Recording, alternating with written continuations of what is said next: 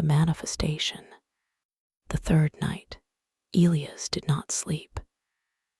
He sat in a chair in the middle of the room, a high-powered flashlight in one hand and a kitchen knife in the other, his back to the windows.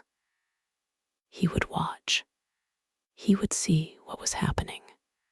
For hours, nothing moved but the slow crawl of the moon's shadow across the floor. His eyes grew heavy. The exhaustion from days of terror was a lead weight on his soul. Just before dawn, his head nodded, his chin touching his chest. For a single, fatal minute, he slept. In that minute, the shadow acted. It did not bother with walls or canvases this time. It flowed over to his taboret, to a stack of his own large format drawing papers. It selected a single sheet and laid it on the floor. Then it began to draw something new, something smaller, more specific. It drew a child's teddy bear. It was meticulously rendered, from the worn patches on its plush fur to the single, shiny black eye that had been resewn with clumsy thread. It was a bear that had been loved deeply. When Elias jerked awake, the first thing he saw was the sheet of paper on the floor. His blood ran cold. He walked over, his legs feeling like wood, and looked down. He didn't recognize the bear. It meant nothing to him. A sliver of hope, wild and irrational, pierced his terror. Maybe this was ending. Maybe it was drawing random things now. He bent to pick up the paper. As his fingers touched it, the drawing shimmered like a heat haze on asphalt.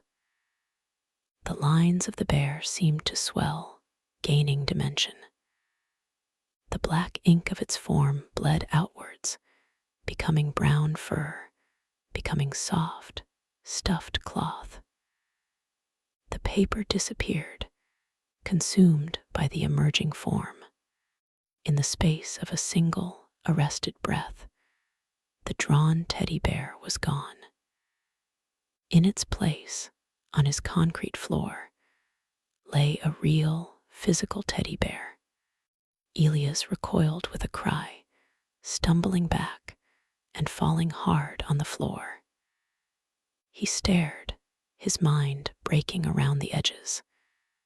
It wasn't just images anymore. The things it drew, they were becoming real. He crawled over to the bear, reached out a shaking hand, and touched it. It was real. The fur was soft and slightly matted. It smelled of fabric softener and faintly of a child's shampoo.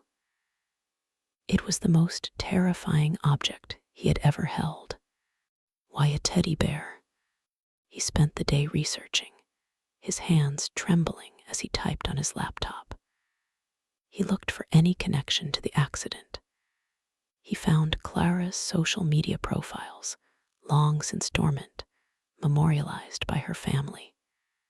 He scrolled through photos of her life, his vision blurring with tears of guilt and fear.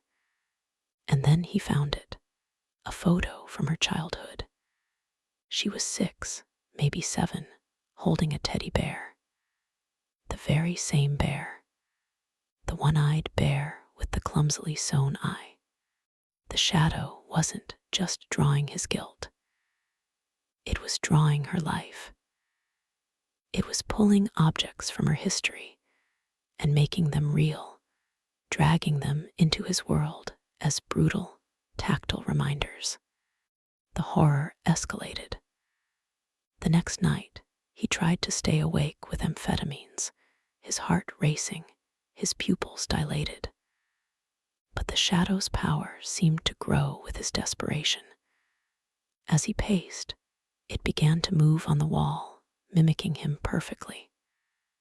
Then it began to move a fraction of a second before he did. He would decide to turn, and his shadow would already be turning, anticipating him. It was no longer an echo, it was a puppeteer. He finally collapsed, and the shadow drew again. This time, it drew a simple, framed photograph. When it manifested on his desk, Elias knew without looking who would be in it. Clara and her fiancé, smiling on a sun-drenched beach, their faces full of a future that he had stolen. The physicality of the object was in violation. It was a piece of her stolen life, now a paperweight on his desk of torment. He was trapped in a nightmare of his own making, a gallery of grief curated by his detached silhouette. He stopped leaving the studio. The outside world felt like the dream now. This white-walled hell was his reality. He started talking to the shadow. "What do you want?" He would scream at the wall as the sun set. "I'm sorry. Do you hear me?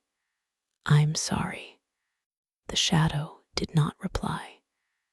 It merely waited for the darkness. He researched folklore, demons, doppelgangers, malevolent spirits. Nothing fit perfectly. This thing was him.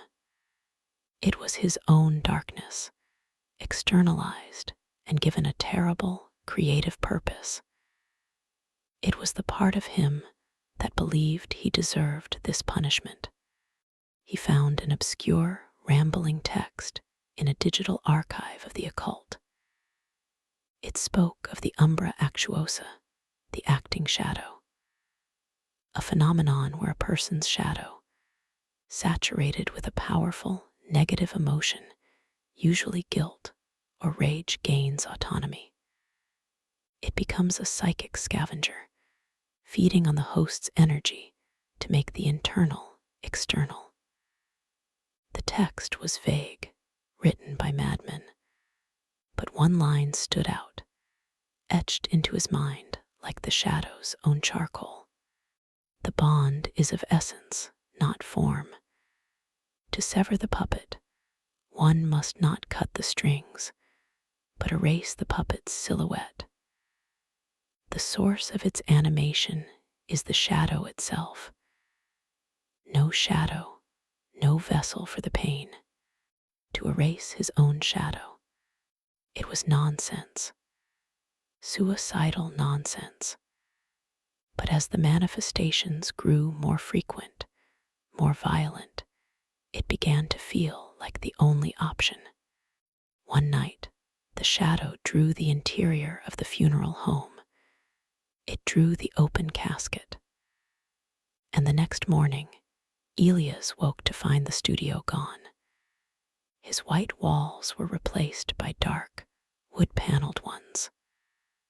The smell of lilies was suffocating. And in the center of the room, where his easel usually stood, was a coffin. He didn't have to look inside to know who was there. The manifested scene lasted for an hour.